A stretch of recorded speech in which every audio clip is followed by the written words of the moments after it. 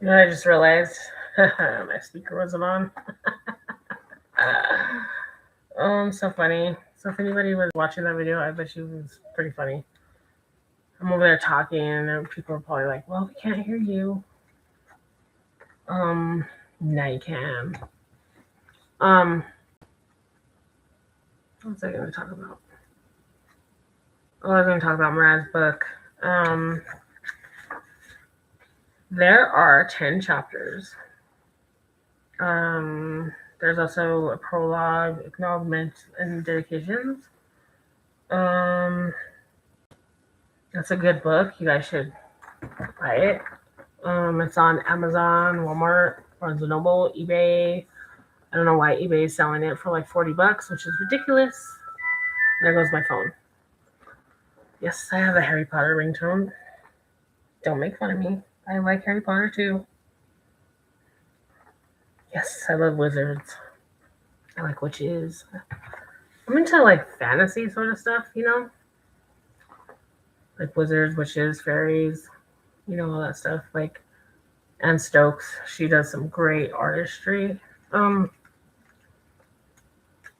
Mariah, she was into different types of things. She liked anime. She liked, you know, like Pokemon. She liked world history.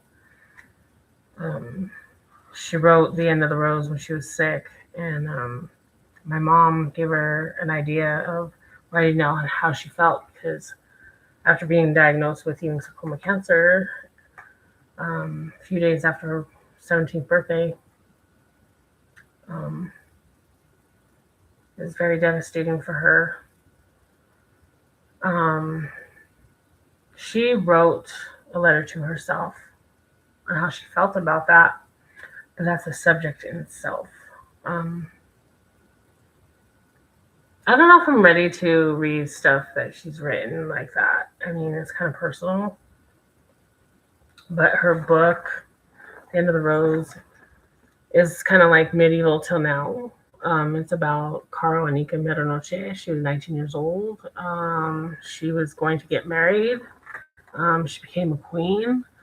And these girls, something horrible happens to her. And Mariah put a lot of herself into this book. I can go into why she wrote this book. She wrote The End of the Rose because she wanted others to feel like, you know, if they're alone, they wouldn't feel that way. They will know that other people have gone through the same thing.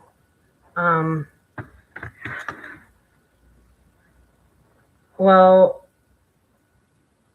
Mariah, when she was in school, middle school, she was ridiculed. She was harassed. She was threatened. There were these two girls she was friends with, and this was what leads into The End of the Rose. We went to the school, and the principal was like, wow, the girl's got issues, you know, and she's going to be in lunch detention or something like that. That wasn't good enough. Mariah was mad. She was friends with both of them. These two girls, that there was this boy, and he actually dated one and then dumped her and then went to the other one. And like I said, Mariah was friends with both of them. She was stuck in the middle. And the girl that got dumped by this boy, Mariah got harassed a lot by this other girl.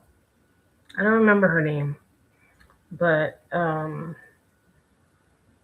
Mariah would come home crying, like, you know, I don't get it. You know, I'm friends with these two girls, and one of them is like getting mad at me because I'm still friends with the other one who's dating that boy now. And I was like, you know, you guys are too young to be dating. You're in middle school. You should be worried about school stuff, not boys. It causes problems. And she was like, I don't know what to do, Mom. And she was telling me my husband this, and she would talk to me like mother-daughter sort of stuff. And I'm sure there's a lot of mothers out there that have those moments with their daughters, and she would just cry and tell me, Mom, I don't know if I want to be friends with the other one anymore. I don't know if I want to be friends with this one. But it hurts me, And I can't just stop being friends with both of them. So Mariah stopped talking to this other girl, and that other girl texted her, and Mariah knew it was this girl that got dumped by this boy because the way she would text things. Friends know these things when they pay attention. And she sent Mariah a picture of me and my husband we had on Facebook of when we got married, threatening her, saying she's going to kill her.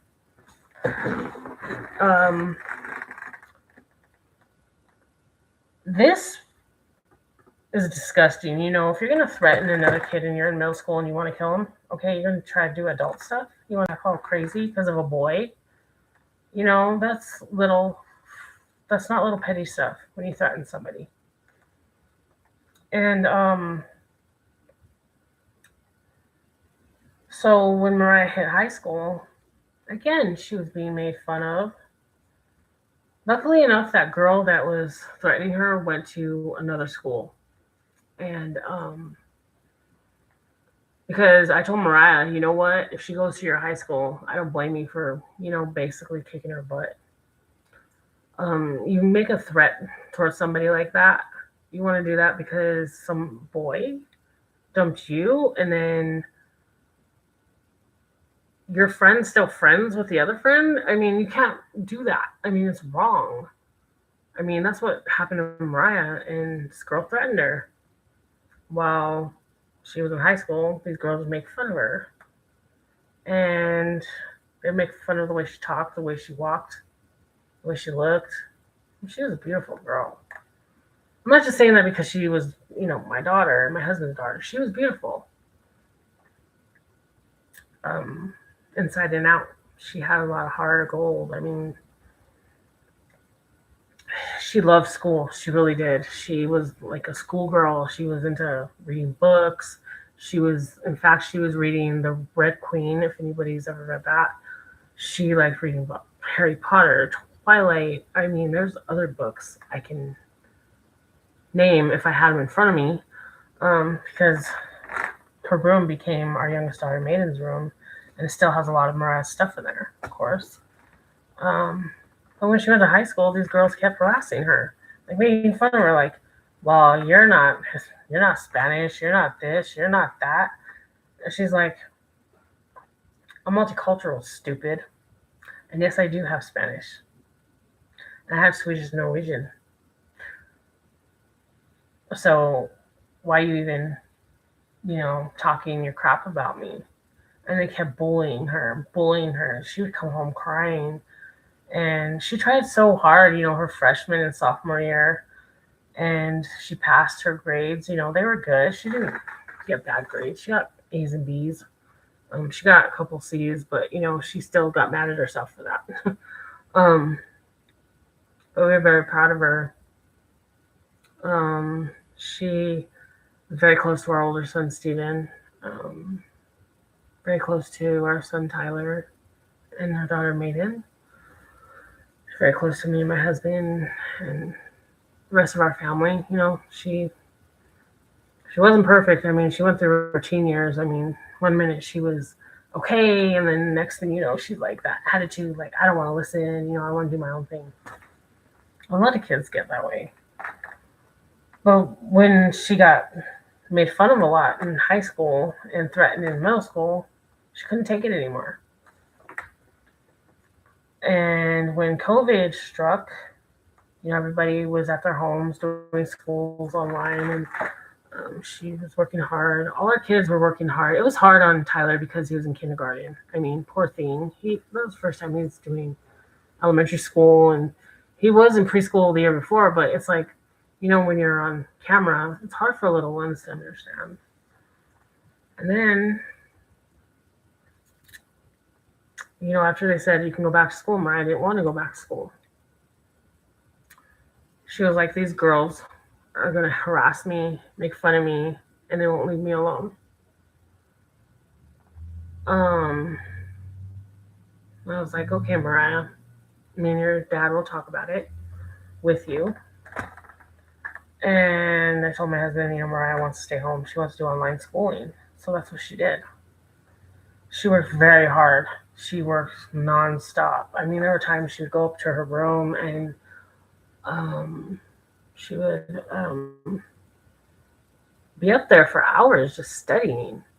She wouldn't come down all day until she was like hungry or something like that. She'd come down for like maybe 10, 15 minutes, talk to me and my husband and her brothers and her baby sister, and she'd go right back up to her room. So she stayed home. So she did online schooling even for her senior year. I think she went to school in person. She wanted to try to go back to school in person.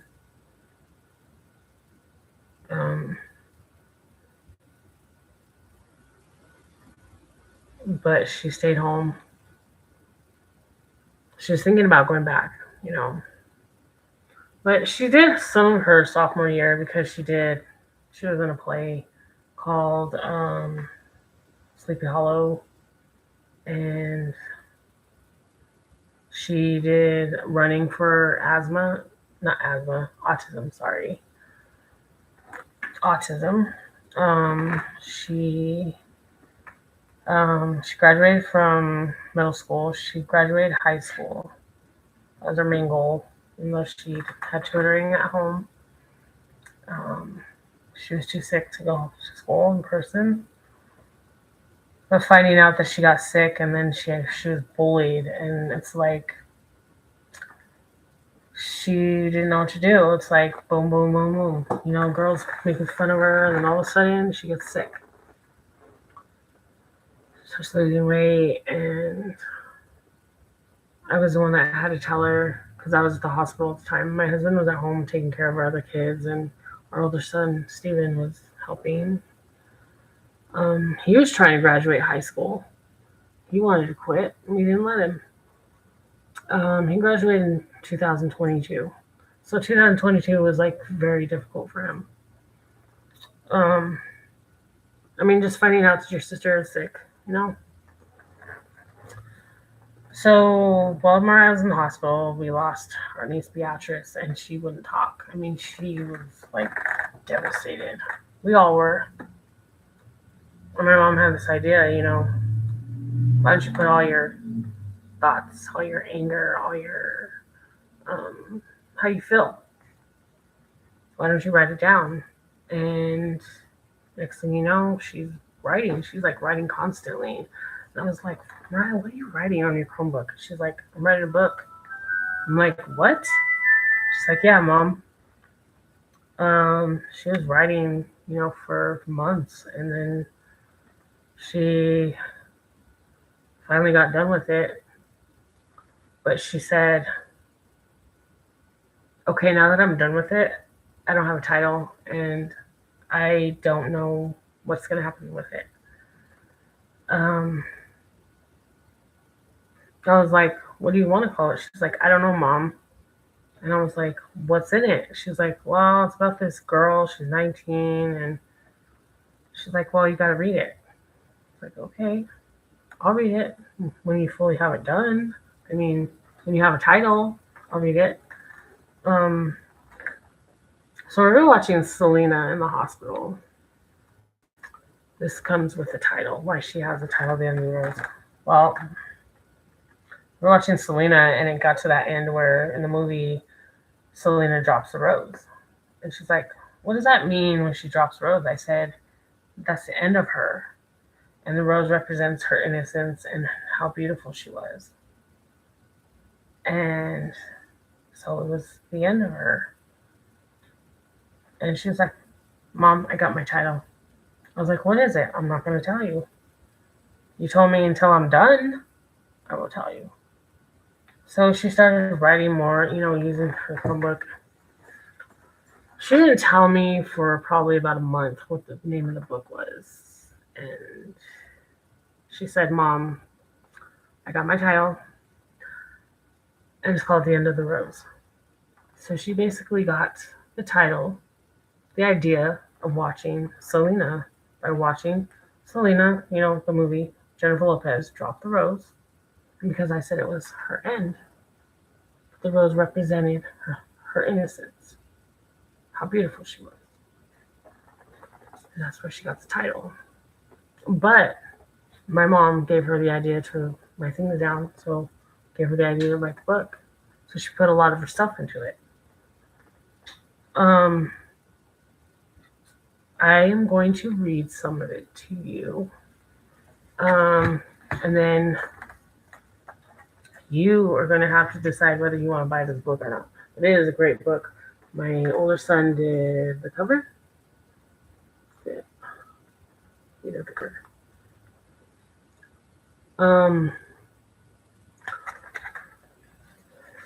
She is also, there's a picture of her in the book.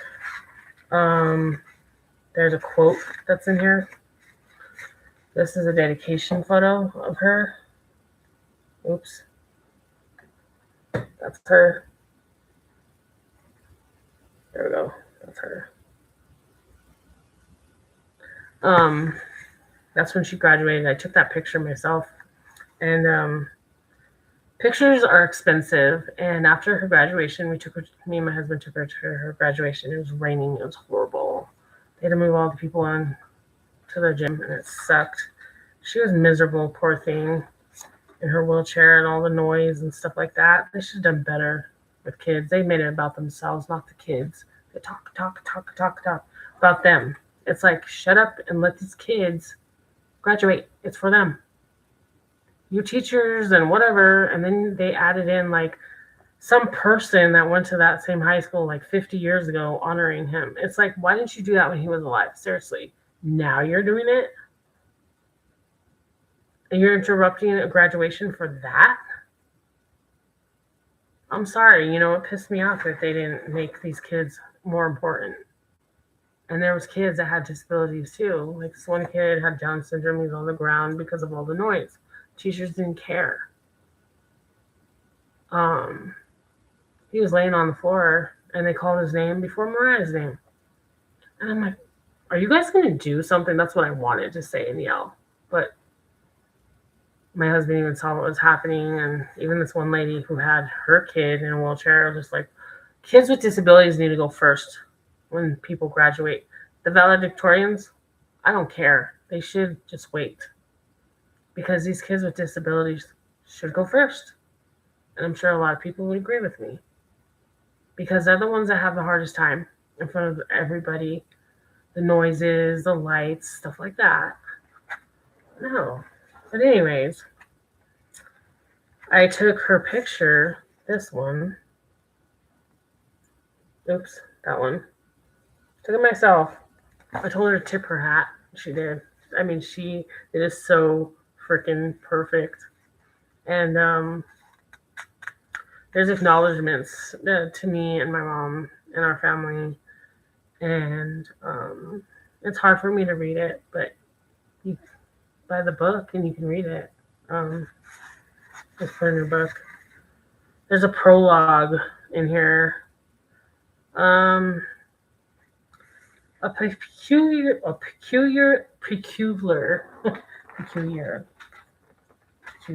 Is it peculiar? Peculiar young girl decided to venture into a forest on a soulless night when all things were broken and not found. Near a river, she discovers a magical aura surrounding a mysterious abandoned cottage. She leaves the forest and returns home, but she plans to go back to the forest another time. She returns to her royal kingdom and is ostracized because she is different from the other children. But even the purest hearts can be darkened, and even the light within them can turn into something evil. Maybe even a creature so powerful you'll never sleep again. This is where the story begins. I don't know where she got this idea. I really don't. In the royal kingdom, there lived a girl named Nika Medianoche. For short, most people called her Caro. She was often playing in the forest when the gorgeous sunlight hit her beautiful glowing skin, running, exploring as if her brown eyes were caught in the haze, just as a child normally would.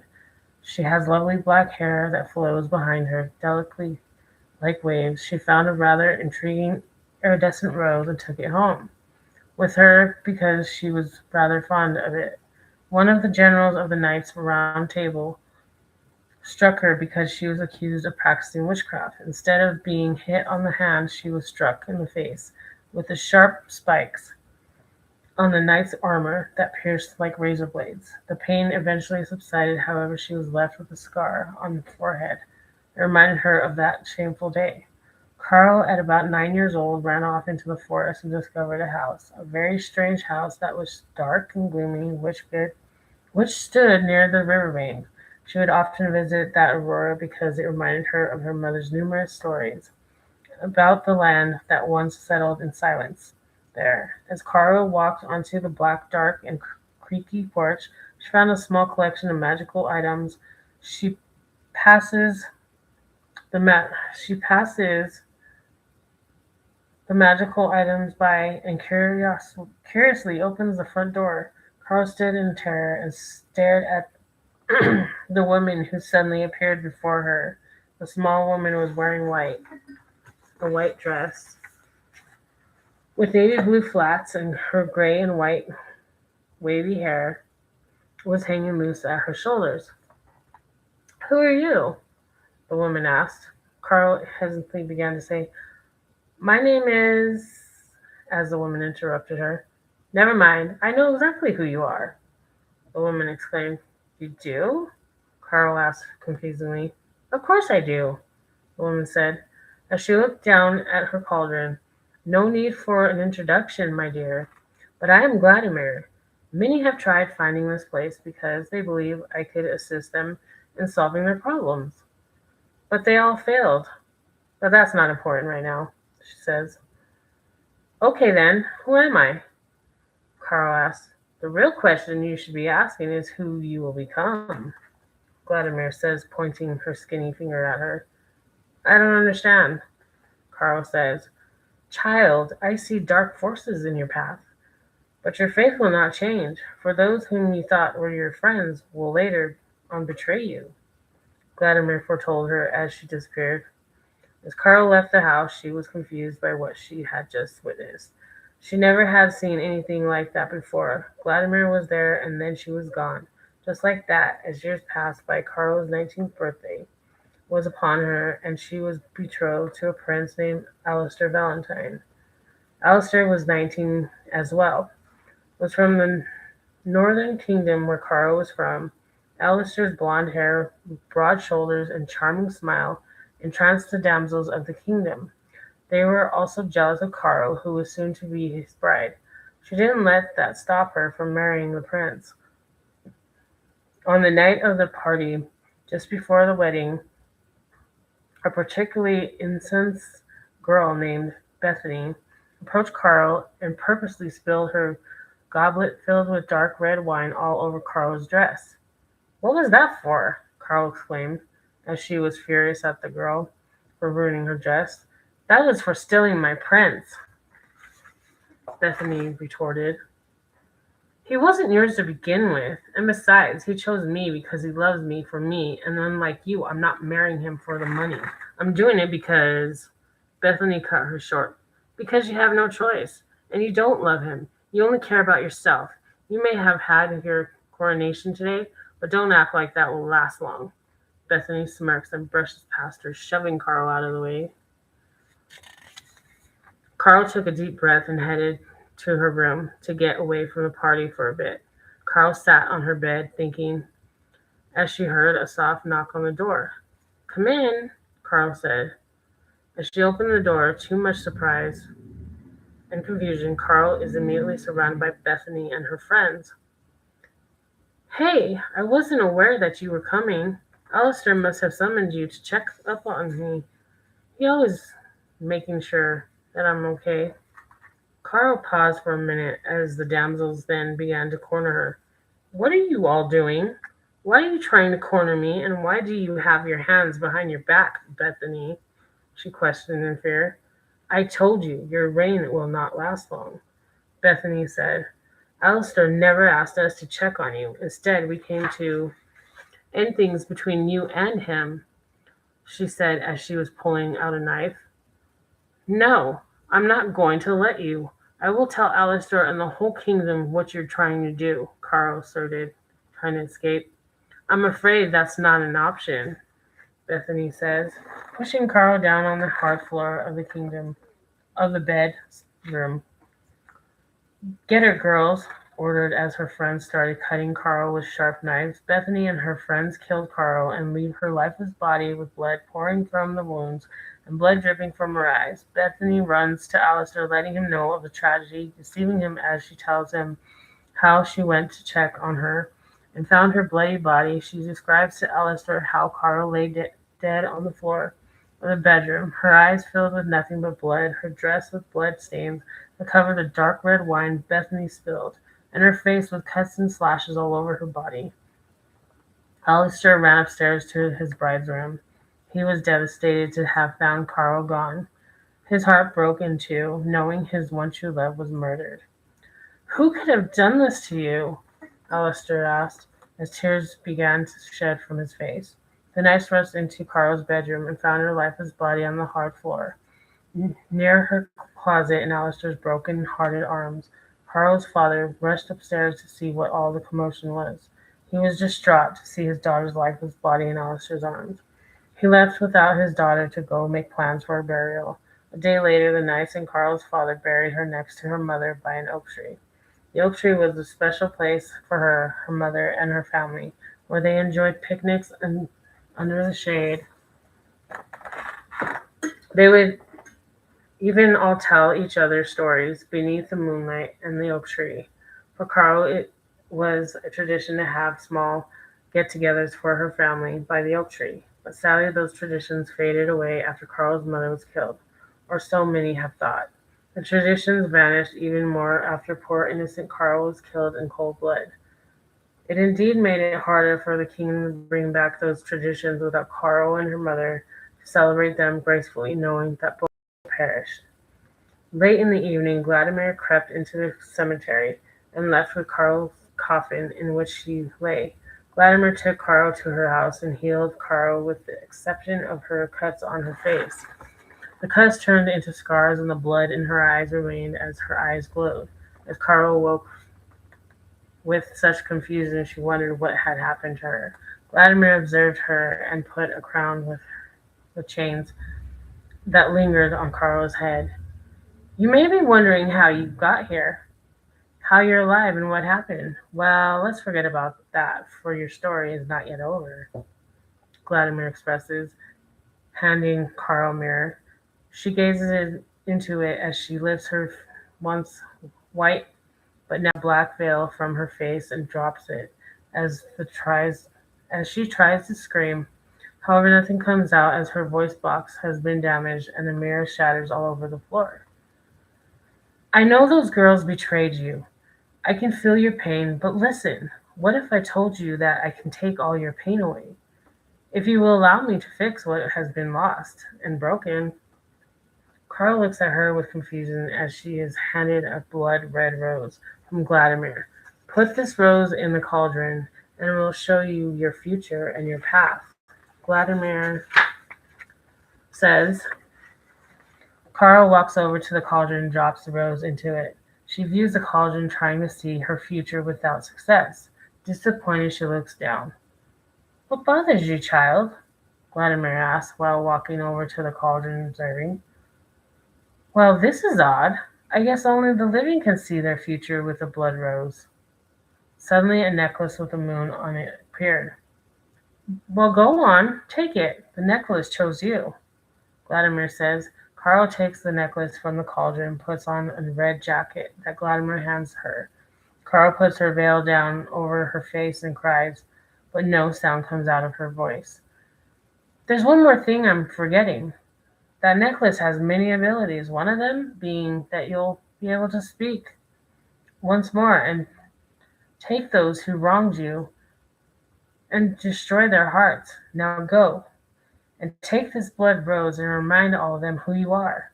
Lady Midnight, Vladimir says, disappearing yet again. Lady Midnight vanishes in the night, soon after looking to get revenge on those who wronged her. Little did Vladimir know that eventually karma would come and take its course.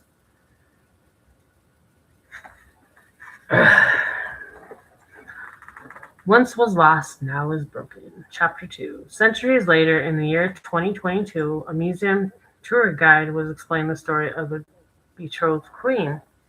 This is boring. I mean, there is no such thing as a witchcraft, or witches in general, comments a schoolgirl wearing black leather jacket and blue turtleneck shirt, black glasses, and her hair up in a bun.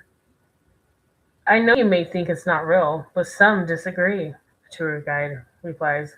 Yeah, whatever, the girl remarks. Well, what do you think really happened? Tour guide pauses as she reads the girl's name tag. Lilith, the tour guide asks. Lilith starts speaking, but made the decision of not responding back for some particular reason. That's what I thought. If you can't keep your mouth shut during a tour, then you shall not be here at all, tour guide scolded. Okay, I'm sorry, but if it's true, then where is she?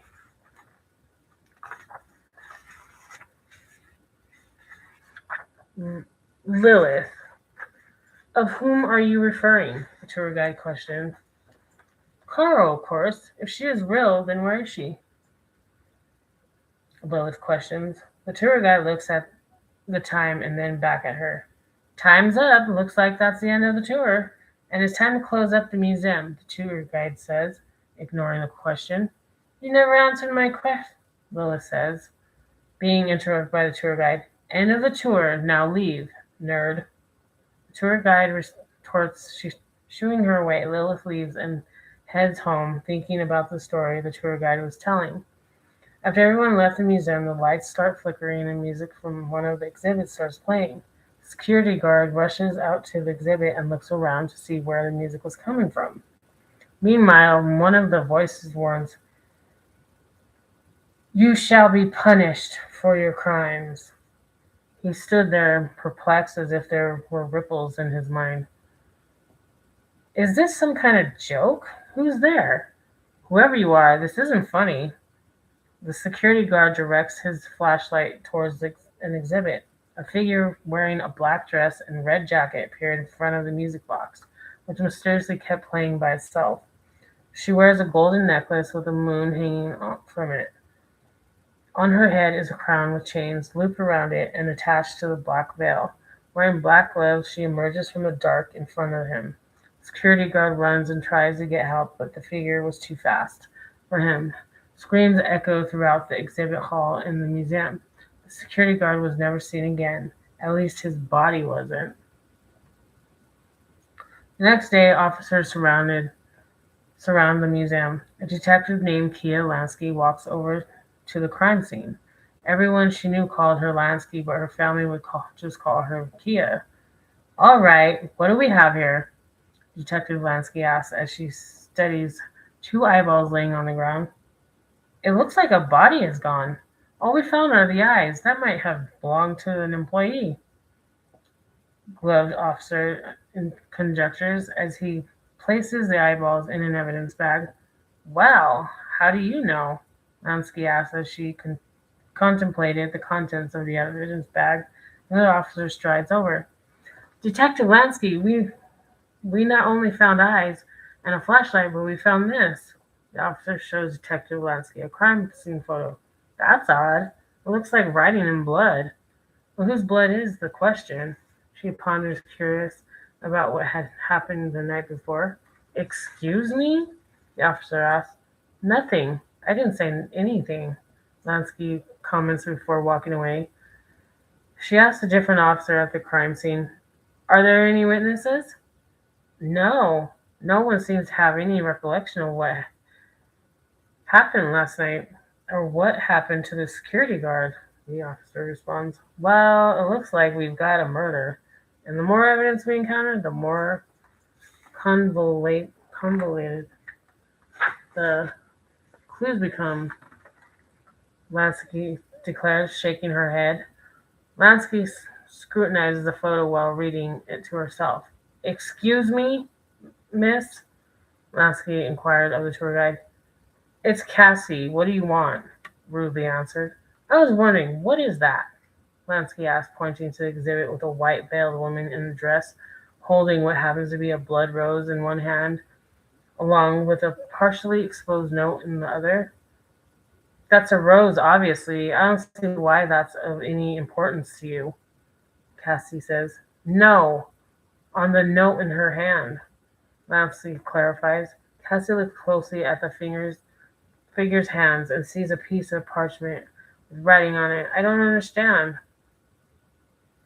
Cassie pauses for a minute as a flashlight of memories comes to her of the night her parents were presumed dead and she stood by her house crying. "Excuse me, hello, Cassie," Lansky addressed her as she waves her hand in front of Cassie, who had a blank stare on her face. "What? Sorry, I just remembered something.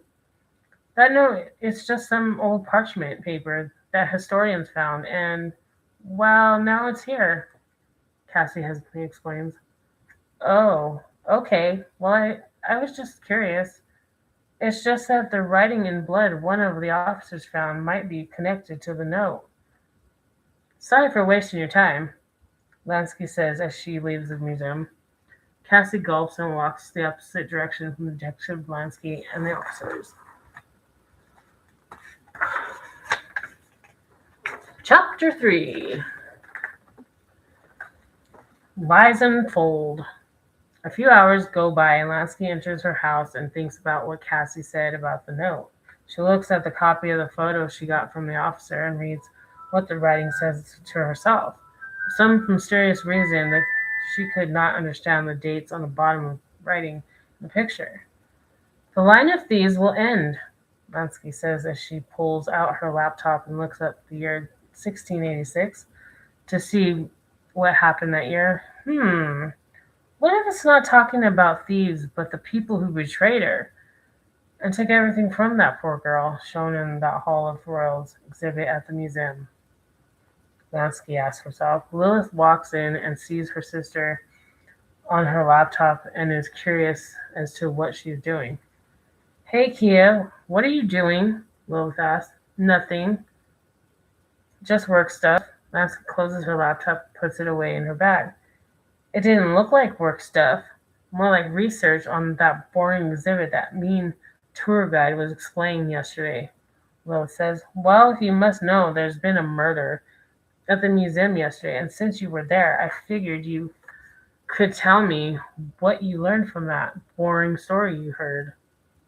Lansky says, "From what I learned, that girl was killed before her wedding day, and they buried her in that outfit she was wearing at the museum, and also something about a note she wrote before she died. That's all I heard." "Why?" Lois asked. "It's not important, but anyways, did you find out what the note says, by chance?" Lansky asked. "Nope. I didn't really pay attention to that," Lois says. "I'm heading to my room. Later, Kia." Lilith walks away to her room. Well, she was no help, Lansky says as she pulls out her laptop and looks up the line of Valentines, learning more and more about them. The next day, Lansky talks to the commissioner about the murders. "Look, this makes no sense, Detective Lansky. The whole line of thieves could mean anything," the commissioner says. "Okay, I've noticed a pattern here. Some of the Valentines were killed, and each time they are presumed dead. And it's all leading back to Caro Medianoche, also known as Lady Midnight, from those stories we've been told as children," Lansky says, holding up an old newspaper. "That's enough. I hate to say this, but you're off this case, Lansky. This is a bunch of mumbo-jumbo, something a crazy person would say," the commissioner says as he puts the newspaper in the paper shredder, points to the door. "If you try to impede this investigation or even go near this..."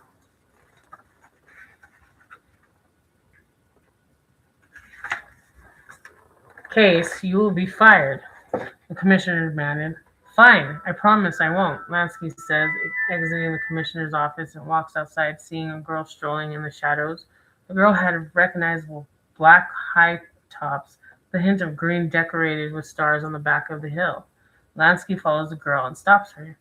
You! I know it was you, Lansky says. Fine, I was the one who lowered the security guard in that exhibit, but it was only a joke. Only to prove that Lady Midnight doesn't exist. But I didn't know he would be killed, the girl says. So you did kill the officer. You're coming with me. Lansky puts handcuffs on the girl and walks her to the police station. Lansky walks in and talks to the commissioner. I know you said not to impede or continue this case, but I think I've found who did it. Lansky says, This girl is responsible for that murder? The commissioner asks, pointing to the TV. This is just in. There's been a murder at Holloway Museum. There have been no suspects or anybody there. The only thing officers found were eyes and a flashlight. But rumor has it there is something wicked lurking there. And Detective Lansky and other officers will keep us updated on this investigation. Back to you, Bobert, the news reporter says on the TV. Yes, I believe this girl is responsible for the murder of that screwed security guard. She told me herself, Lansky says. Yes, it was me, but I didn't kill the security guard. I only pretended to be Lady Midnight just to scare him, so I turned on the music box. I didn't think my joke would kill him, the girl says. Well, you did your job, Lansky. I'll put this girl in our custody for now, the commissioner says.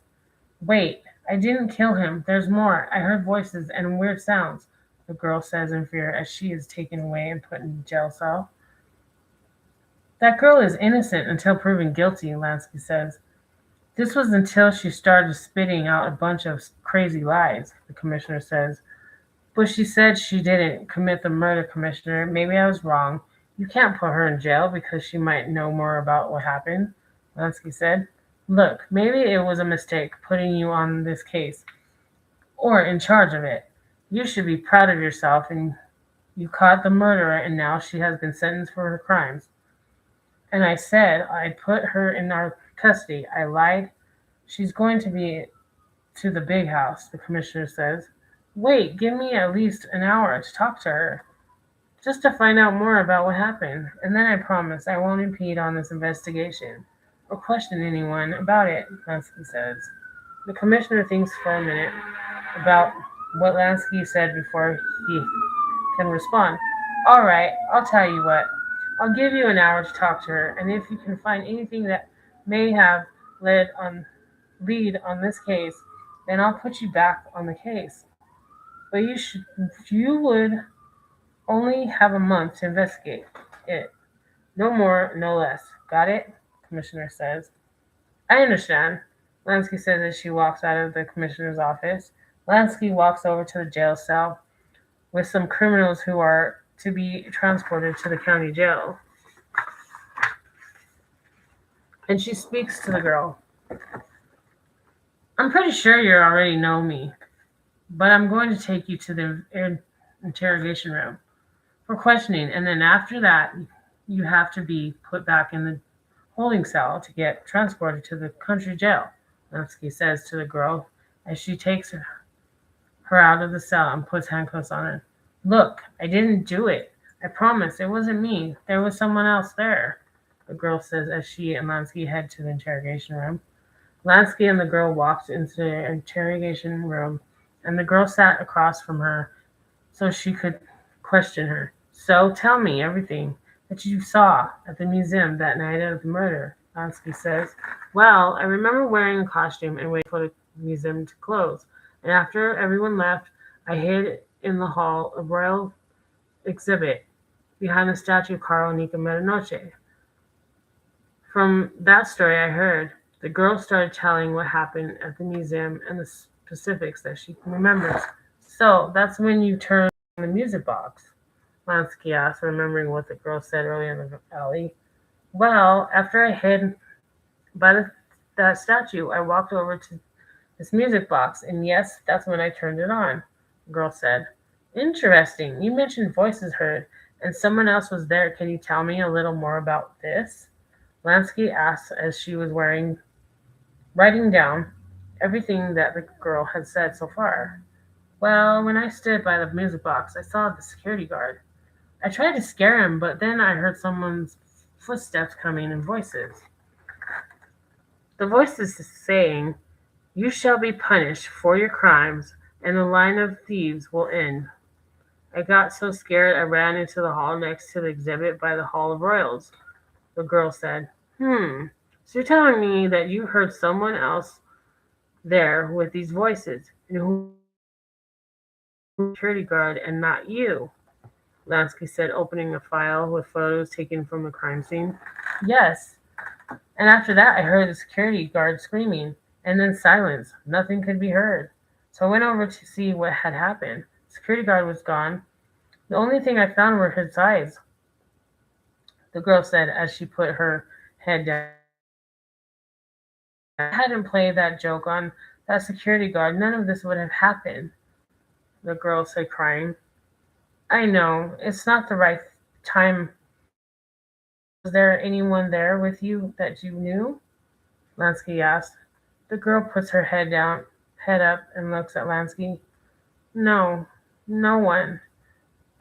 I knew, but before I ran off, I did catch a glimpse of her reflection on the exhibit with a blood rose on it, the girl said. So it was a woman you saw? Lansky said. I didn't see her face because it was covered by a black veil she had on, but I did see she was wearing a crown that had a chain on it, the girl said, drawing an image of what she saw on paper Lansky handed her.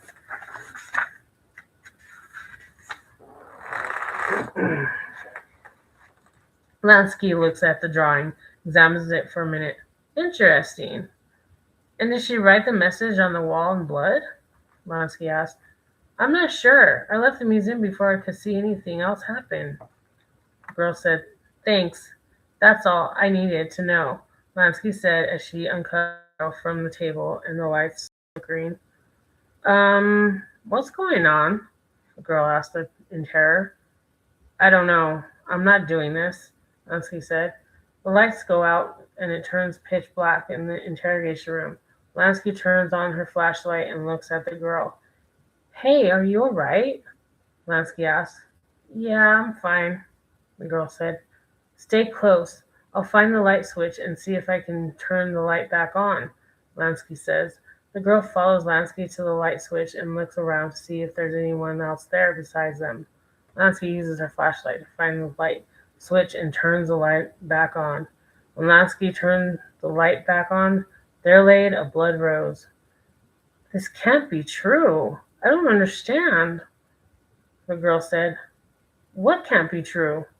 Lady asked, looking at the rose on the table.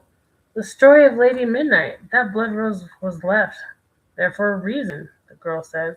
Look, if you're right, then maybe I could convince the commissioner to let you go, so we can see if Lady Midnight really is out there, Lansky says. There's no way he'll believe us. Or rather me, considering the stunt I pulled, the girl said. He'll believe me because he's my friend, Lansky says. Okay, if you say so, the girl says. Lansky walks with the girl and puts her back in the jail cell. She heads to the commissioner's office, but all she found were the eyes of the commissioner left on his desk. Lansky screams in terror for an officer. The officer walks in and sees Lansky and a set of eyeballs on the desk. Detective Lansky, where's the commissioner? What is going on? The officer asked. I don't know, but I think the same thing happened with the commissioner like it did with the security guard from the museum. Lansky said, Well, looks like you better call this one in, the officer said as she opened the door and called in backup. All units, we got a serious case. It looks like we got another murder.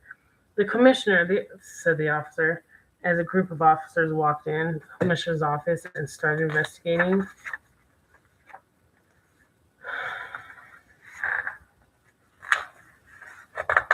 Wow. That's a very interesting story. I would go on and on, but I think some of you all need to read this book yourself because it gets even more interesting.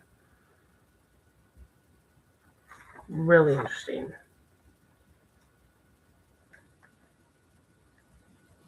There's this book. Really good book. Read it. There's the back of it. There's another picture of Mariah on here. Right there.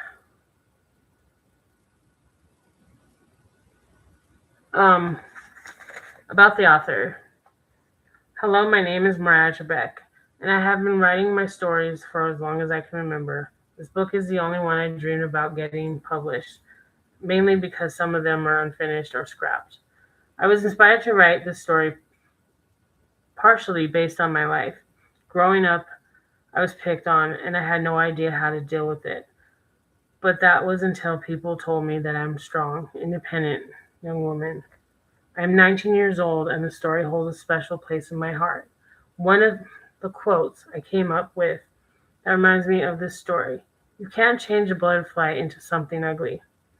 In other words, you shouldn't be something you are not. This story reminds me of one of the main characters in this book, which would be none other than Kia Lansky. In conclusion, the story is something I am very proud of writing and one that I admire.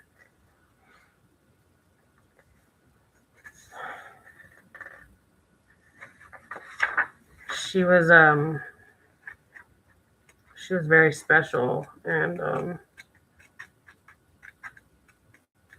go on and on about Mariah,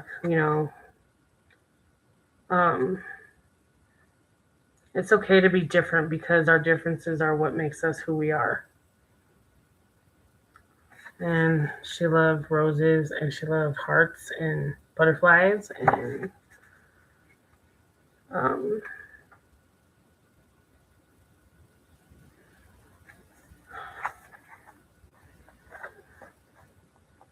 this is her legacy.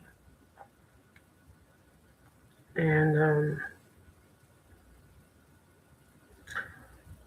she was writing a list on wishes that she wanted see if Make-A-Wish would grant them.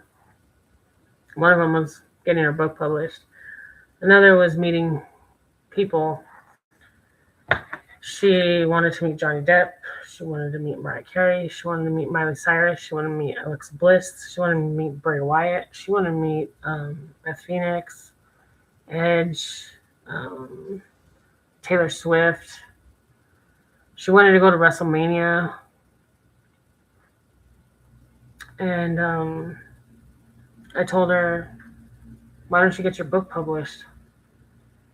And she's like, why? Because I said, because that will be staying forever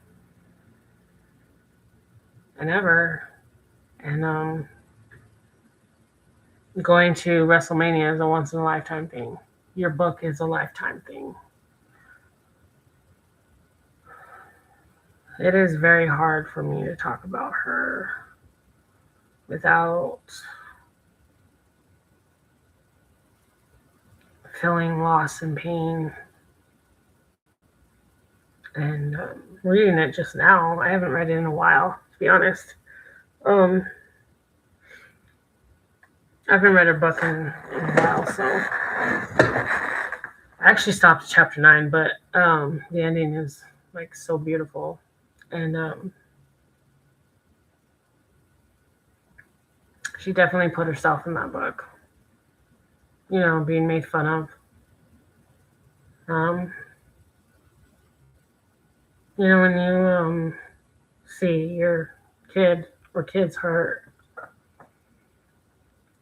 and they're being bullied because, our sons have even been bullied. We don't know if Maiden's been bullied or not. She's 6 years old. She has microcephaly. She's petite in her structure, and her head's kind of small. It's not like the size of a normal 6-year-old. It's kind of like a baby size. And what I read up on it, they can get seizures and epilepsy. They can be epileptic or have cerebral palsy when they get older, or some people have kids that do have microscephaly and very severe. We don't know if it's going to affect her later on in life. She has global low development. She has a learning disability, which is like everywhere. Her emotions are everywhere. And Mariah was worried about her. You know, she was always worried about other people, you know, even though she was sick. And someone made fun of Maiden, said she looked like an alien, and Mariah got so mad. She was in the hospital, and she had an infection, so she was in the hospital for a couple weeks, and she got really mad, and she's like, "Mom, nobody has the right to make fun of my sister, and if I wasn't so sick, being in the hospital, I would go kick that person's butt. Nobody makes fun of my sister. Nobody makes fun of my brothers. Nobody makes fun of my dad. Nobody makes fun of you. Nobody makes fun of my family. Period." And I said, "Mariah, I know you're not feeling good, so you don't have to worry about what's going on on the outside, you know." It's like, "I don't care, Mom. I swear, if I wasn't sick and I was able to walk, I would kick that person's butt for saying that about my sister. My sister's beautiful. She's my baby sister. I will always love her and my brothers and you and Dad and the rest of our family. I wish I wasn't sick."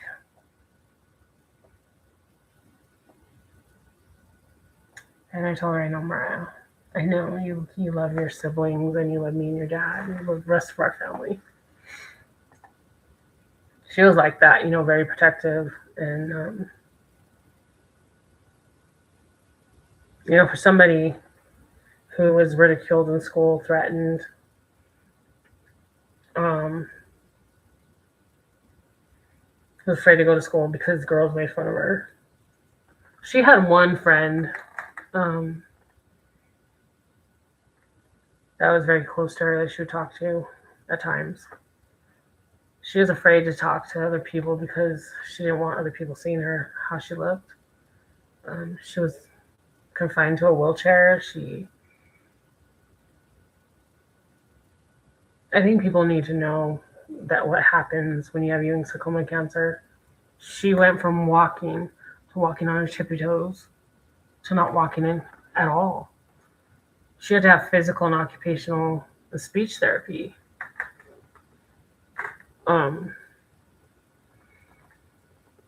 She couldn't fail to go to the bathroom, so she had to wear a catheter, which had to be changed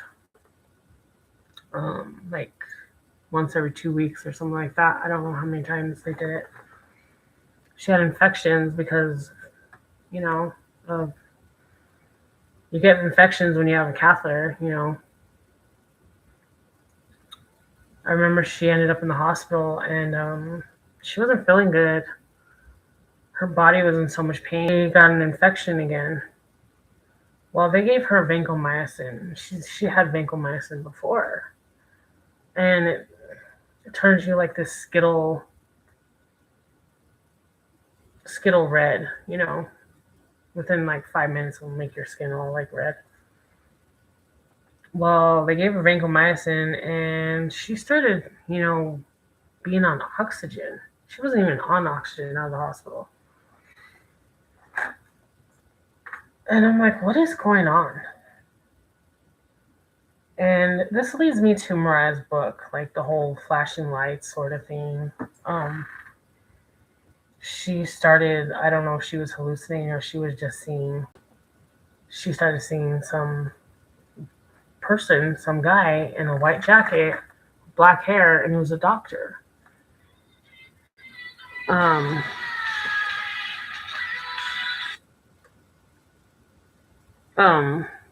That's my phone again. Sorry. Maybe I should turn it down. She started not, you know, breathing right. So they had to give her this plastic thing she blow into just to open up her lungs more. And they put her on oxygen, and next thing I know, she's getting worse. She start her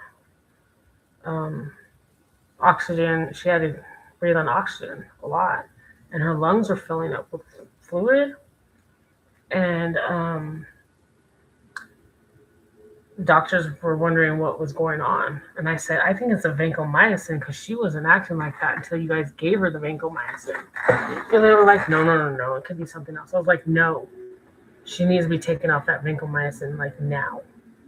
And the doctors are like, no, she's okay. I said, no, she's not. Take my daughter off the damn vancomycin. And she started like talking, like singing and stuff like that. And her blood pressure was going up. Her temperature was going up. And the doctors came in and said, they came in with the doctor for kidneys and the liver for pediatrics, and he said, we're looking at her kidneys, and her kidneys are getting bruised. We're taking her off of the vancomycin. I said, I told them to. I told them that 2 days ago. They didn't want to listen to me. And he said the fluid was rising up. So they put her on different medicine. Weird thing happened that,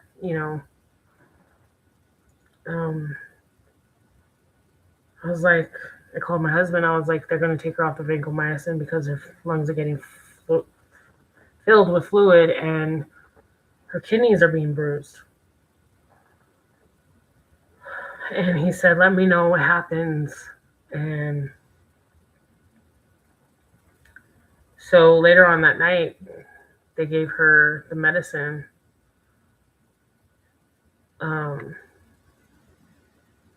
I don't remember the nurse coming in and putting it on and stuff because something weird happened, which is a different story in itself. I was like praying that I hope Mariah's okay. My husband was at home sleeping. It was like late in the night. And the NICU pediatrics doctor came in and he said, we're going to probably have to take your daughter to the NICU unit. And I was like, why? And he said, her fever is high and her blood pressure is high. Her heart rate was bad. And he said, if this medicine does not work, we're going to have to take her to the PICU unit, the pediatrics intensive care unit. That is one of the worst things to hear, besides hearing that your child's sick. There's nothing you can do about it. I fought for my daughter. She wanted alternative medicine, and they turned her down. Not the alternative medicine people, but the doctors. They're like, no. It is not going to work. Sorry. Why isn't it going to work? I told them about lion's mane, and it kills cancer cells. And she was taking the chewables with, it has different mushroom vitamins in it, and it tastes like cinnamon. It's like caramel. She ate those, and she was doing good with them. We gave her shakes with lion's mane in it, But later on, I would probably say about, I don't know, like maybe a half hour after they gave it to her, maybe. Those things don't go so quickly when somebody has a double port in their chest and they have the IV lines going through, connected to them. She had fluid going to her and this medicine, and medicines don't work that fast. They take like an hour or so to even, like, you have to wait to see if it works. Well, the NICU pediatrics doctor came in 3 times. He said, if I come back in here and her blood pressure's not low and her fever's not low. I'm going to come back in here and take her to the PICU unit. I was like, oh, I don't need her to go to pediatrics intensive care. Please don't. He comes in a third time and he had the nurse check Mariah's temperature. It was down. And her blood pressure was normal. Her heart rate was like normal. I was like, what the heck happened? You know, it was like an experience, like somebody taking over a body, you know, and then talking to Mariah and then not knowing that happened. I experienced that. I don't even know what was said to her until months later when I had a dream about my niece. My niece Beatrice told me she wasn't going to let her cousin die. She wasn't going to do it. And so if people think I'm crazy, that's fine. But if anybody's had experiences like that, that medicine did not work fast. That medicine was still going through.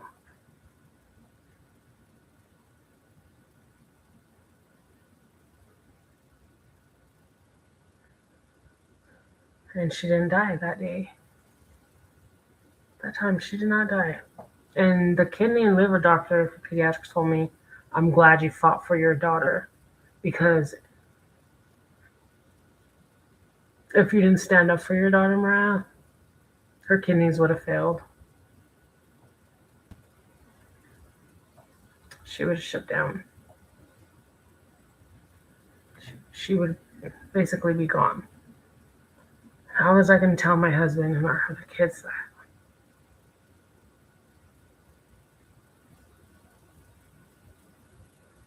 But something happened to her. Something saved her.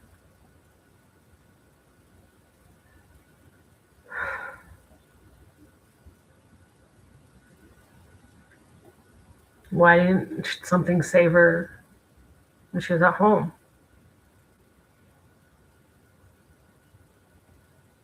She was pushed into Mariposa Pediatrics Hospice. They pushed it on her. She didn't want it. And they told her, well, after a week or two, you can get off of the medicine that we hook you up to. So the nurse said that's what the doctor said too. The nurse came in and out of our home. Mariah started getting worse. She started losing weight. She wasn't eating. She wasn't drinking. She had bubbles coming out of her mouth. They got this machine to where I can like suck the bubbles out of her mouth. That was 2 days before she died. But even before that, I told him, you know, this is the hard part. It's really hard for me to talk about this, but I need to tell him our daughter's story. And she deserves that. And all I kept saying was, we're making her comfortable. She wasn't comfortable. She was sleeping nonstop. She'd wake up for like maybe 5 to 15 minutes when she would press those buttons of hydromorphone and Versed, the generic brand. I got pictures of Versed's generic brand. I got pictures of those IV little machines that had to be, the lines had to be changed at times. They had to come in like every 2 days just to check Mariah. Mariah, like 2 weeks before, she was like saying, I want off of this. They said that if they took her off of those medicines, she would have withdrawals. So they put her on medicine that she could have withdrawals with. And one of the medicines was heightened up by their pharmacy.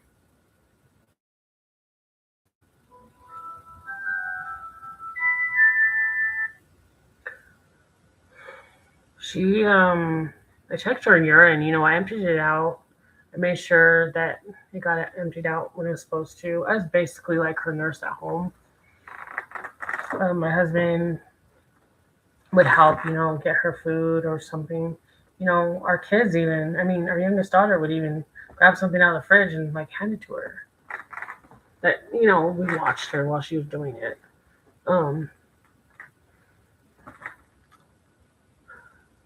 I checked her urine a lot and it started turning like this apple juice color. It started darken. And talked to the doctor and she said, "Oh, that's okay." I said her heart rate is beating fast. She's like, "Oh, it's okay. She has a strong heart." Really? You put her on all kinds of medications and my daughter has a strong heart when it's going fast. It's going 153 beats a minute. Now, can somebody tell me, is that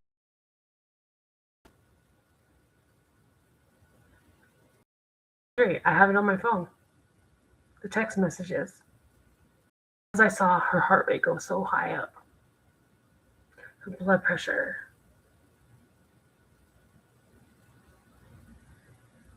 Me being a mom,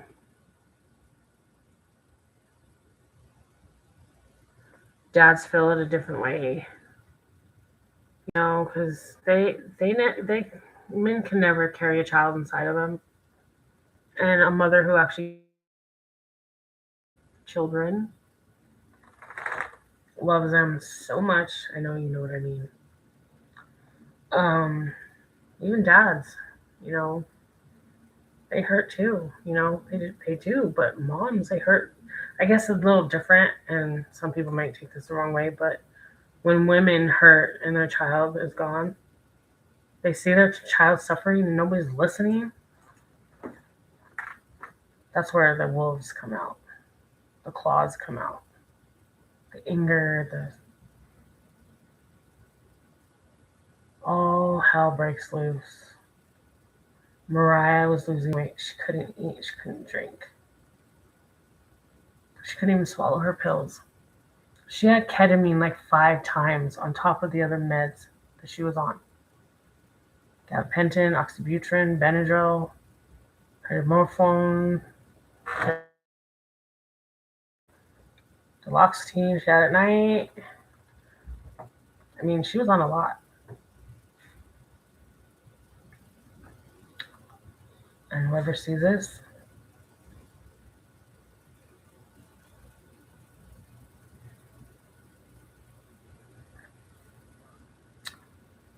I don't believe the cancer killed Mariah. I really don't.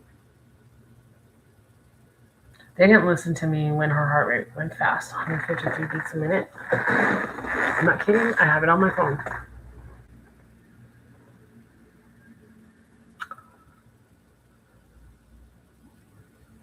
And like a few days before that, I had to call my ex and tell him, "Oh, by the way, Mariah, fucking douchebag. Excuse my language.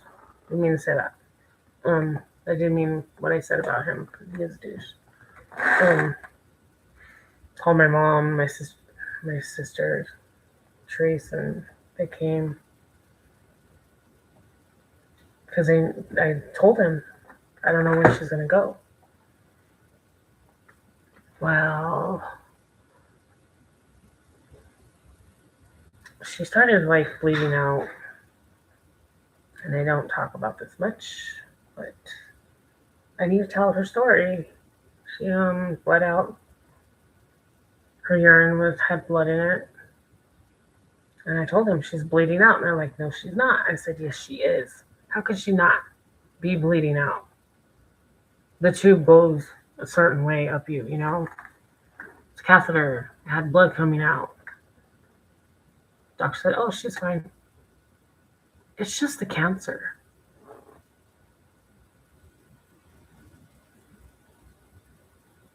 You're telling me Ewing Sarcoma Cancer makes you bleed out? Your heart rate goes 153 beats a minute. Your palms get all sweaty. I checked on Mariah the morning she passed away. 6 o'clock, I woke up. I went to check on her. She had her blanket rolled into a ball. And her oxygen was off her nose. And I covered it. I put it on her nose. I was like, I love you, Mariah. She barely said, I love you too, Mom. I went back to sleep. I woke up at 8 o'clock. Again, her blanket was folded into a ball on the other side of her. Her oxygen was off, and she was like comatose, like her eyes were wide open. She had this dot in one of her eyes, black dot. And she had tears coming down her cheek. I tried giving her mouth to mouth, I don't know CPR. I was trying. My husband pulled me away from her and called 911. I didn't want to go away from her. I yelled at her. And our older son was sleeping right next to her on the couch. The couch was like right next to the ottoman bed that she was on because she couldn't go upstairs. And I called 911 and the EMTs come in and I said she had ketamine. She was on ketamine last night. She was on all these other meds. And all they did was take her and put her on the floor and put her up with this plastic machine, pumps your heart. Her heart was still beating. And her breath was coming out of her mouth. I heard her heartbeat. It was beating fast.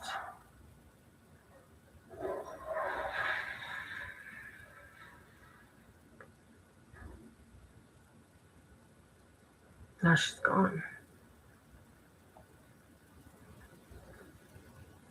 Our daughter's gone. My husband's kids, their sister's gone.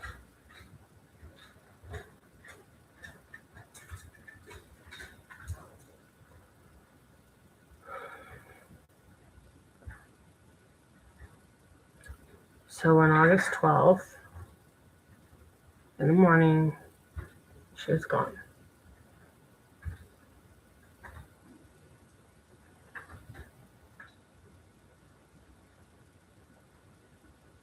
Right in front of our kids and my husband and me.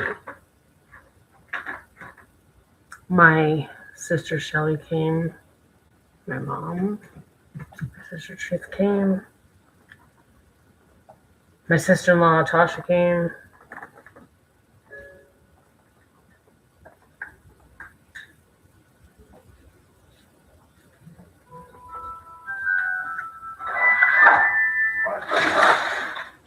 And that's my older son cussing. You're pissing on your own bowl, really? See, he's talking to the dogs, not me.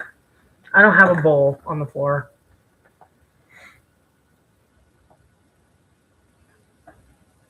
That's why it's important, for people to know Mariah's story, because a lot of people go through that. I had to change her. The night before she passed away, me and her were talking. She was actually kind of laughing. I told Mariah, come on, pull to the side. You can do it. And she was trying so hard to pull to the side.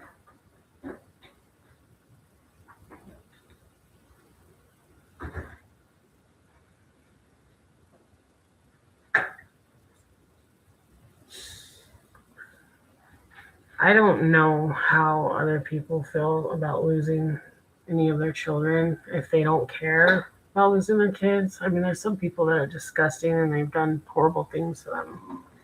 But those that do love their kids, they understand what we're going through, what our kids are going through. And some people will be like, why are you telling your daughter's story like that? Because that's what happened. She wasn't comfortable. She was miserable. But I don't understand how she can take a blanket, fold it into a ball, and take her oxygen off. She did that twice. Explain to me how somebody can do that when the night before they had ketamine. And she was out of it. I should have stayed in the living room. I shouldn't have went to bed. She wanted to go back into the hospital, and they said no. They convinced her and pushed her not to go back to the hospital. They didn't even give me and my husband power of attorney over her. They didn't even suggest that. But yet, they pushed and pushed and made her stay with them. There was a nurse that, actually a friend with a family friend of ours, my families in general, she saw Mariah a few weeks before, and Mariah was doing okay. You know, she was talking, she was like laughing, stuff like that.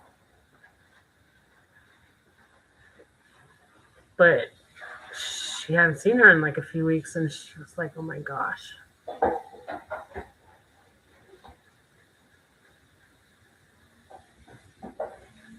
Mariah didn't want to be with Mariposa anymore, and she told him that. Doctors didn't listen. They didn't listen to her for what she wanted. And she wanted to live, and that was taken from her. Everything was taken from her. Her going to college, her getting married, her wanting to have kids. Yes, that's my older son who's burping. Thank you very much.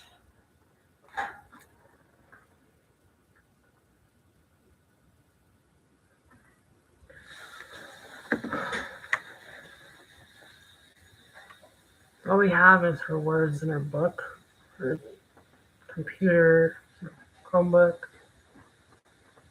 tablet, stuff she's written, her clothes, the dolls she collected, all the stuff in her room. But she's gone.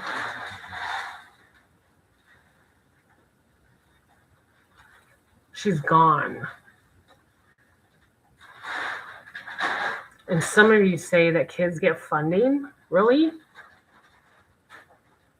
Our daughter died because they didn't have enough funding to find a cure. So thank you very much. Would you like to see pictures where she's buried? How we had to watch her get lowered to the ground? How we had to leave her at the cemetery? She still has no tombstone. Just a plaque.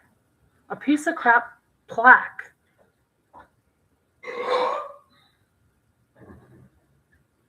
Really? Yep. And he doesn't realize he's on live TV. I mean YouTube. Rather be a freak than a fake. I don't understand what you just said, but seriously, all those people that say, yeah, there's enough funding. I mean, they get this, they get that. No, there's not. There's so many kids that are dying because they're sick. I hear one more person say that there's enough funding, I'm going to slap the crap out of you. I wish I can. Before a doctor to say, we don't have enough funding for a cure. Why doesn't our country put money into fighting for people's lives to live instead of having them die?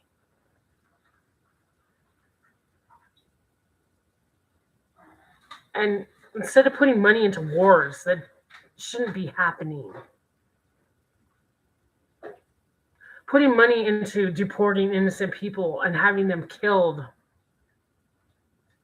Instead of putting money into those rich billionaires who don't give two craps about us, people that barely have anything. We don't even have anything in common with this. Who don't even have anything in common. And that is true. What do you Trumpkin supporters have in common with Trumpkin? Really? He's a billionaire. He's a child serial predator. I don't know if I'm supposed to say the R word on here. Oh, I know. A part of them is up somebody else's ass too. So, for all you Trumpkin supporters and you want to spread hate and violence and have kids and women and men killed for no reason, do you realize that blood is on your hands for that? Because you voted for him? Because you're still supporting him and you have nothing in common with him. Eminem said it right. What the hell do you Trumpkin supporters have in common with a billionaire? Are you rich? So when you lose your home and you lose everything, your families get taken somewhere else and you don't know where the hell they're at.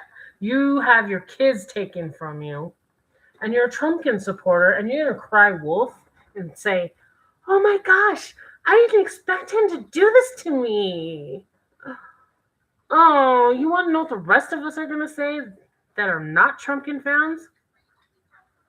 Oh, well, sucks to be you, doesn't it? So whoever sees this and they're a Trumpkin supporter, I don't care. I tell you straight to your face. You are as disgusting as the orange douche in that White House. You don't even belong there. He cheated, and we all know it. He had Russia help him. He had Elon Muskrat help him. He said it so many times. Open your damn eyes. Get your head out of his butt. Seriously. They can't because his hand is up there. And now our older son turns on the TV. You want to know what he's watching? I think it's Flash. He was watching Supergirl before that. It's The Witcher. Oh, it's The Witcher. That's a good one. Oh, wait. He's watched Supergirl. He's watched Flash. And now he's watching The Witcher. What's next? The Witcher's good. I mean, but I won't watch it with Liam Hemsworth. Henry Cavill? Cavill. Sorry, Cavill. Is a way better actor in Witcher than Liam Hemsworth. Come on. I would rather have his brother Chris Hemsworth play as The Witcher. I mean, he played as Thor. Come on. Thor's bad. He's cool. I would love to have a poster of him on my wall. Of Thor. I love Thor. Henry Cavill is Superman. I know, but Chris Hemsworth was... I would rather have him play as The Witcher than his brother. Actually, Chris Hemsworth is Thor. No, he's not. Yeah, currently he is. Well, currently he is Thor. He went back to playing as Thor again?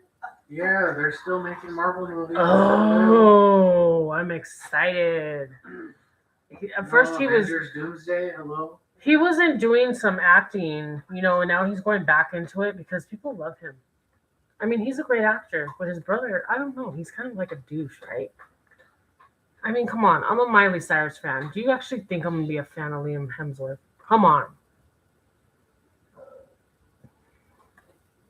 I like Miley. She's had her own mistakes, but look at her. I mean, come on. She's come a long way. She's paid her dues. We all make mistakes, and there's a lot of people that smoke marijuana. Come on. There's more people that smoke marijuana than don't. I do it. Who cares? It's legal in my state. Get over it. Quit talking smack about people that do it, because you don't. I wonder how many followers I'll get for this. Have you guys seen Midas Touch? I mean, I love that YouTube channel. And I think they're doing great. And they always speak the truth. And me personally, I would recommend them. And there's also Brian Tyler Cohen. He's another one that I watch. Great guy. Now the dog is over. Shut up. He thinks he's talking. He's like, don't go by my home. Now my dog is gonna cry like a girl.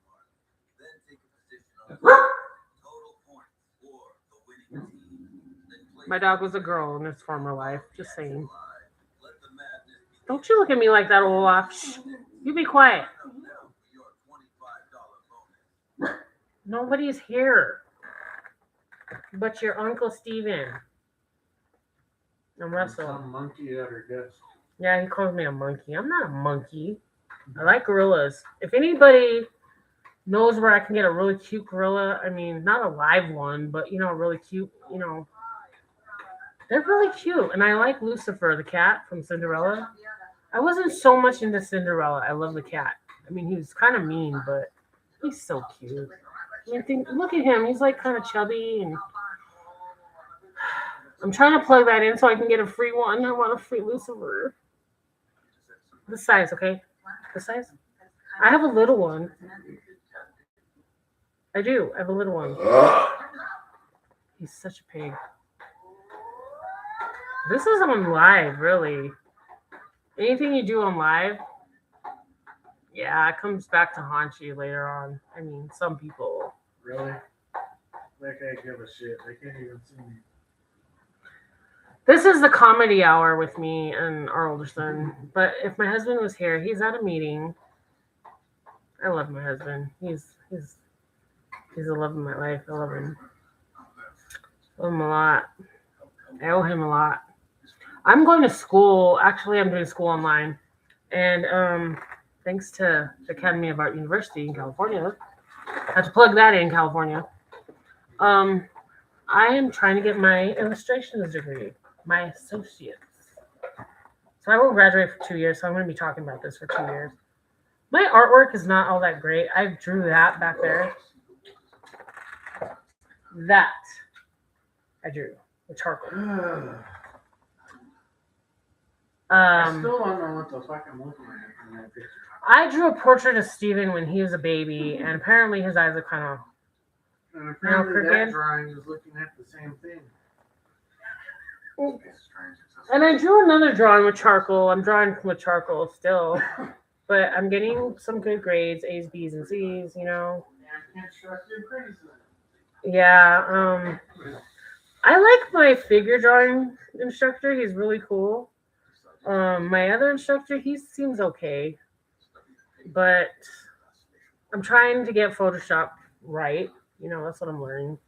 If anybody has done Photoshop, you know what I mean? It's like confusing, right? Charcoal can be hard to draw with. I know I'm supposed to talk about Mariah's book, but I read some of it already.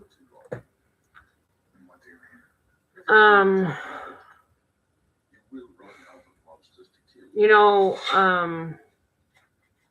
it'd be cool if somebody can make a figure of Mariah's main character on her book.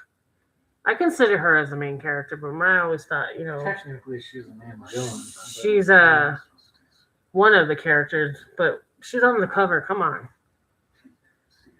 She kind of looks like Mariah too in some ways. But there's the detective in it. I mean, Lansky is like her, you know. Yeah, but she had fun with Judy. Oh my gosh. Was that the one that was a pain in the ass? That was the one I helped her with. Was she a pain in the ass, that one? Or was it Bethany? Judy Locks is the cop. The one that's helping Lansky. Oh, okay. I forgot about that because I was getting Bethany and Judy confused. Bethany is the one that caused the problem. She's the bitch. Yeah, she's a bitch. Seriously, you should read this book. Get it on Amazon, Walmart, Barnes & Noble. I really should design and eBay has it, but I don't know why they're charging up the butt for it. So it's technically $19.99. Or if you're in another country, because it's worldwide. Any countries that have this book, go read it. I'm serious. It's a good book. And Mariah even wrote in there why she wrote it. So others wouldn't feel alone. Because she was made fun of. She was hurt. She got sick. she wanted people to read this book to inspire them. Now, I wouldn't want to read it to a 5-year-old, okay? I wouldn't do that because some of the stuff in it is like a little up towards teenager. Well, it came from the mind of a teenager. So. Yeah, it came from a mind of a teenager, so I would not recommend it to a 5-year-old or a 10-year-old. But our younger son Tyler has read it. He actually keeps it with him when he goes to school, which I understand why, you know.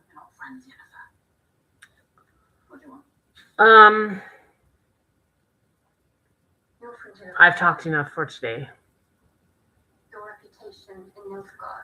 Make your comments. I need some ideas, like, to talk about, because I tend to talk about myself a lot.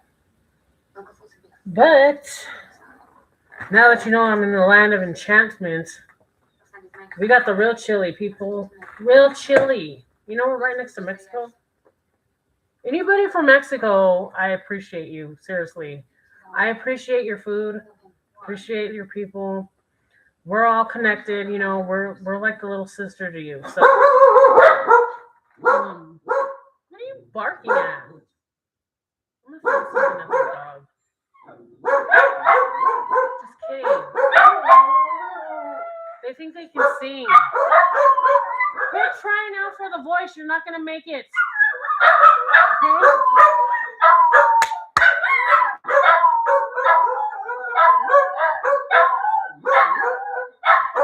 Shush! See, they're trying to try out for the voice. They could have made it on American Idol, but they're upset because Kelly Clarkson's not on there. But then once I told them that Kelly Clarkson's back on The Voice, they were like, yes. Yeah, they didn't make it either. Poor dogs. I know. It's sad.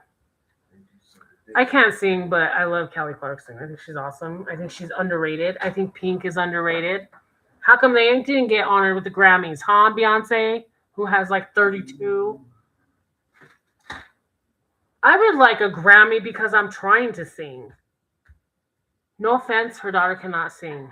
She can't sing. Have you heard her? Blue Ivy cannot sing. She can dance, but she sure the hell cannot sing. Comment on this if you agree with me, because Blue Ivy cannot sing. And I will say it to Beyonce. Beyonce, hey, your daughter cannot sing.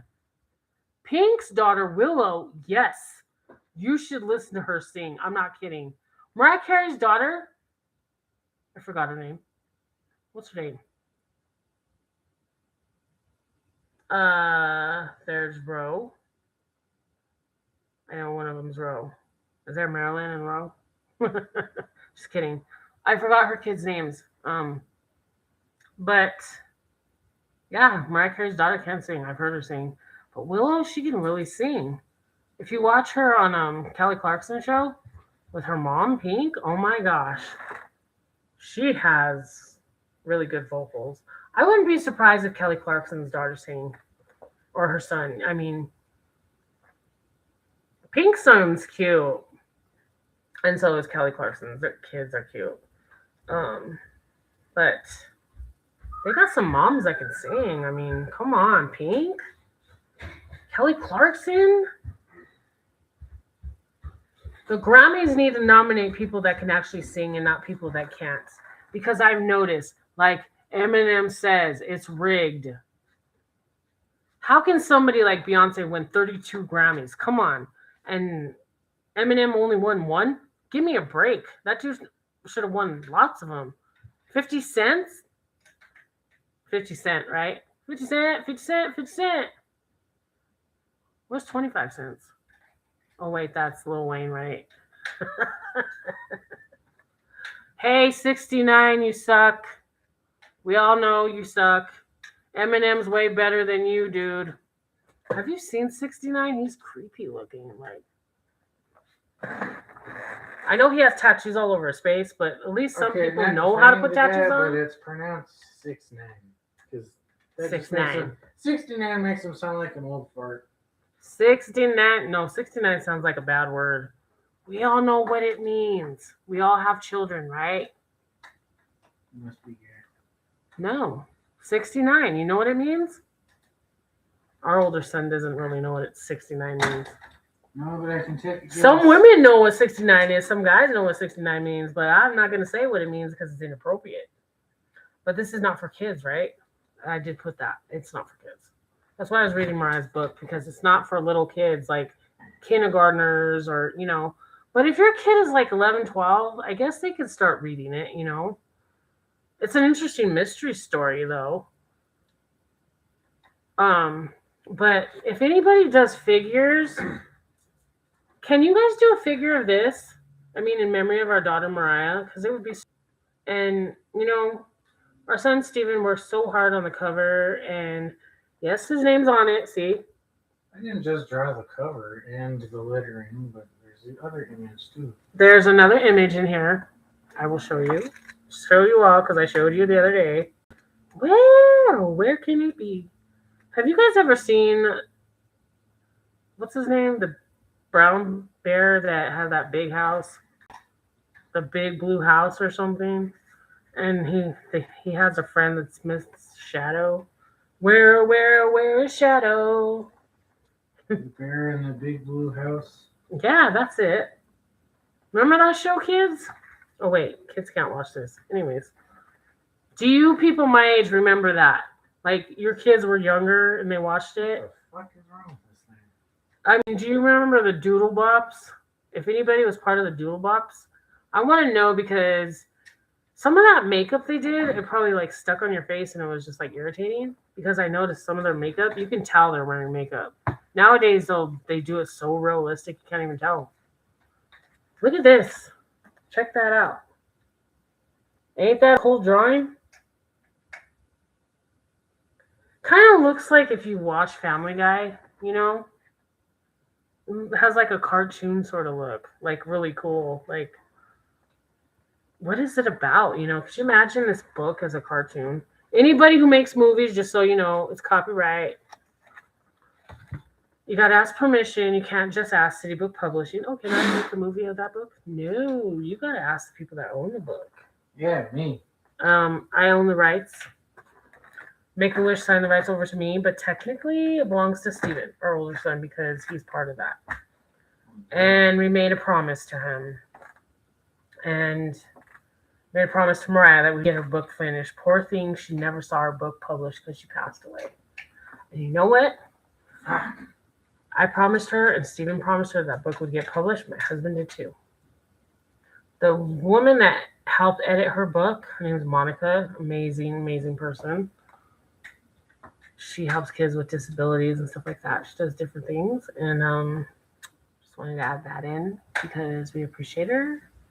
I don't know if she watched YouTube or not, but also Mariah, she put Johnny Depp on her list of Make-A-Wish. She had a list of people.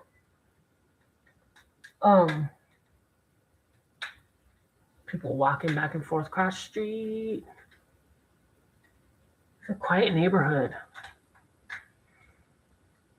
Oh, we also have wine fests here. Besides the World Balloon Fiesta and real chili. You know, people from other states, they claim they have real chili and then it's all powdered. You come to New Mexico and we're the land of chili, right next to Mexico. So we get the real shiznit. Shiznit. Buku. You know, a whole bunch of chili. Yeah, I'm from New Mexico, Holmes. It ain't buku, it's burke. Yeah, I'm from Burke. If you know what that means, you're from there. Did you know that Ice-T's wife is from New Mexico? She's from Albuquerque. Did you know that? Homegirl's from here, New Mexico. So is Demi Lovato. She's from here. Demi Moore's from here. You know Patrick Swayze? Him and his wife have a home in Santa Fe, I think. His ashes were like spread around Roswell. What the hell is wrong with this thing? Steven likes to fix things. He takes old figures that are like apart and he puts them together and makes them into cool characters. figures, you know. He does that too. He's really good at his art, and he doesn't admit it, but he is. He should be fine as long as. So if anybody wants him to do any artwork for you people, I'm plugging this in. Stephen Archibeque. He's an artist himself, not a local artist.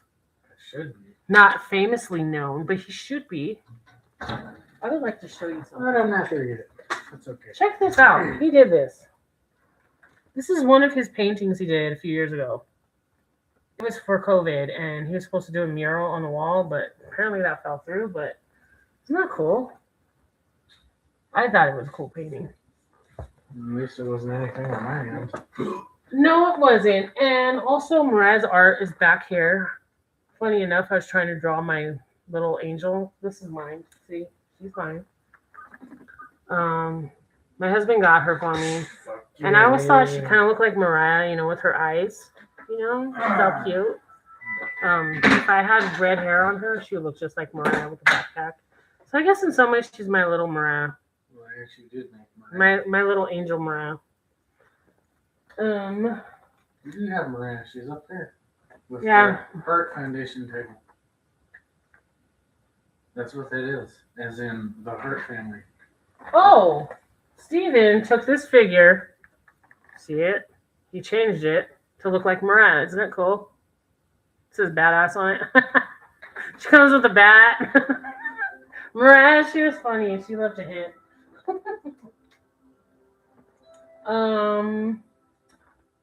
What else? Oh, these. These are so cute. Look. See, they got like diamond eyes. We got this from Mariah. And these are like cuties. They're cutie pet cuties. And they're so cute. What else do I got? Oh. Can't go wrong with a real Buzz Lightyear, right? See? This was Mariah's. She loved Buzz Lightyear. She didn't like the Lightyear movie because it was, you know, when we saw it in the hospital, we were there for like half an hour. And I didn't like it. And the cat was cute. He was funny. But the storyline was kind of dumb. And I wanted to tell the writers that because they were there at the UNM Pediatrics Hospital. I was about to tell them, all right, Pixar, whoever did this movie, you suck.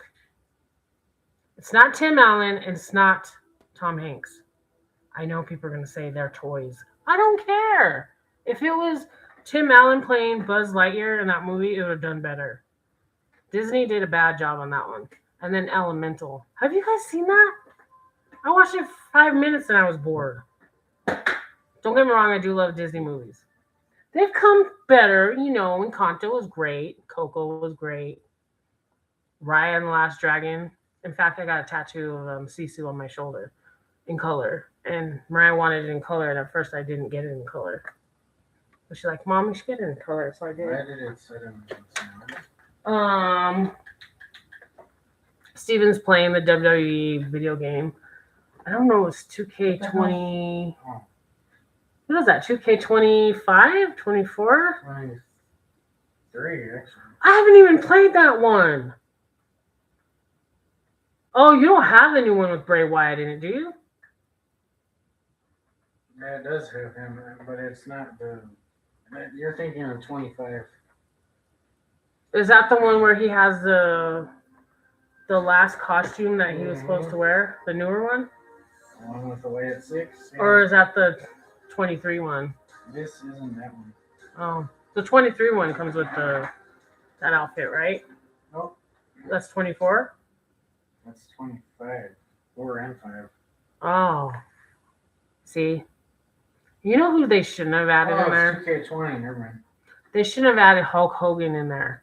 We all know about Hulk Hogan, right? They were supposed to do a 21 and 22, I think. I don't think they should have added him. I mean, they still... Have you noticed they don't have that beer commercial? It's for America. Because it's not real American beer. His beer sucks, okay? Stone Cold's taste better, just so you know. I haven't tried Stone Cold's, but just saying. I don't think Hulk Hogan should be on those games. I don't think he should be noticed after what he said and did, you know?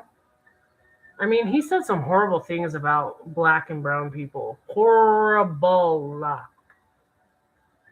And it's very disgusting that, they put him in those video games.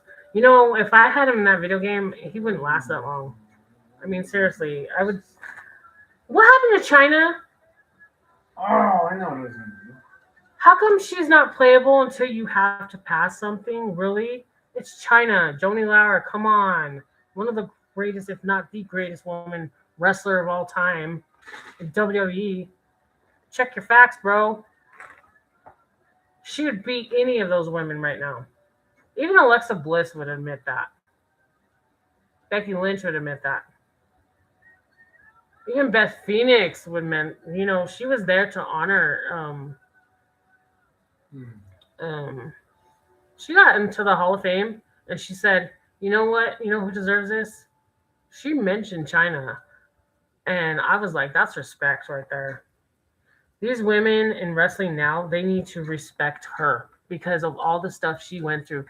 Vince McMahon put her through hell. And if her family's watching this, I am so sorry. I think she was the greatest. I mean, when I watched her on WWE, you can tell she wasn't happy.